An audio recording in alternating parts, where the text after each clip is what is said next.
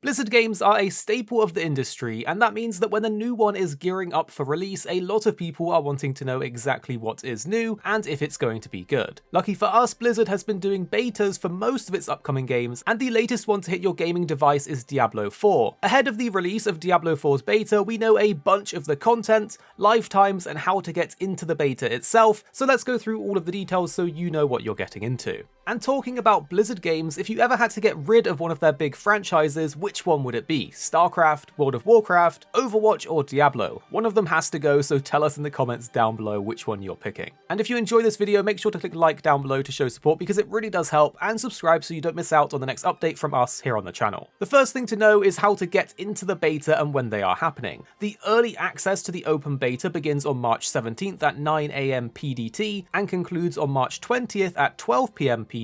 Meanwhile, the open beta, which is available to everyone, opens on March 24th at 9 AM PDT and concludes on March 27th at 12 PM PDT. So if you want to get into the early access beta, then you're going to need to pre-order the game, which luckily includes any edition of Diablo 4 on your preferred platform. Meanwhile, the open beta will be for everybody and is happening a week later. So if you want to get your hands on the game as soon as possible, then you're going to need to pre-order the game, but luckily it can be any version. We'll also be able to pre-download the game before the beta, and currently you're able to pre-download the early beta version ahead of the test as it is available now. But what exactly are we going to be able to play in the beta? As with most betas, Diablo 4 will be giving us a short snippet of the early game and campaign. Here's what Blizzard have said about what we will be able to experience. Players will be able to initially explore the early game of Diablo 4, including the first taste of the campaign via the prologue and the entirety of Act 1. The first zone, Fractured Peaks, is yours to navigate as you please, stampede through the rugged landscape and cut down demons. We also know that players will be able to complete both side quests in addition to the usual main quests. Blizzard has also highlighted that there will be world events and Legion events to complete, with the Legion events rewarding you handsomely for completing them. So hopefully these will be a good source of items and gear that we can farm out early on to make some nice early game builds and try out all of the new abilities, as you can complete them more than once. If you are looking for a more traditional experience though, the beta will have loads of dungeons to explore and complete, which will be another method of obtaining gear. You will 100% want to look out for the Altars of Lilith, as they will grant you permanent bonuses to your core stats of all characters on the Eternal Realm. One of my favourite activities to do in games like this is to explore the world and find world bosses to take on in large groups of players. During certain times during the beta, the world boss Ashvara will appear and give you the option to take it down, so look out for it at the following times: March 18th at 10 AM,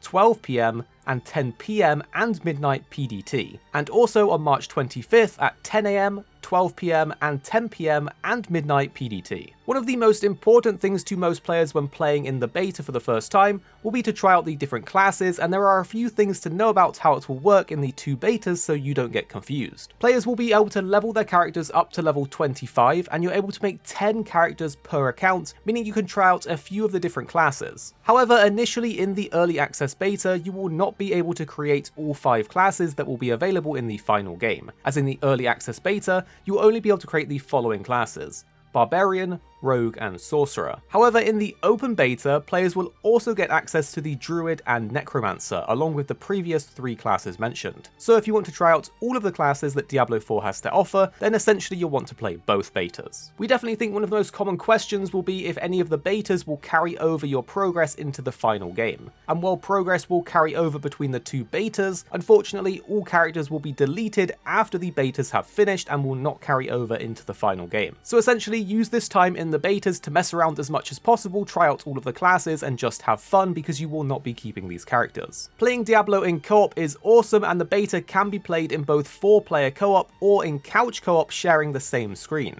Interestingly, if you are playing couch co-op on console, only one person needs access to the beta for the other person to join them in the couch co-op session. It also seems that playing in co-op will be beneficial, as Blizzard have said this: note that vanquishing demons while near other players will grant you a 5% experience bonus, and 10% if you're near a member of your party. In addition to just having fun in the beta, you can actually get some rewards that you can use in the full game by participating. There are 3 different rewards that you can obtain, and they are dependent on how much progress you make within the beta. The initial casualty title, earned by reaching Kyova Shad with 1 character, and then you'll also get the early Voyager title and the beta Wolfpack cosmetic item by reaching level 20 on 1 character. So ultimately, try to get to at least level 20 and you're going to get these goodies on your character. Tell us in the comments which class you plan to play in the beta first. I'm really excited to try Druid, so I'm going to have to wait for the second open beta before I can play that one. And the 2 videos on screen now we think you'll really enjoy if you did enjoy this one. You don't have to watch them if you don't want to, but if you did find this video interesting or helpful, you should probably check these ones out too.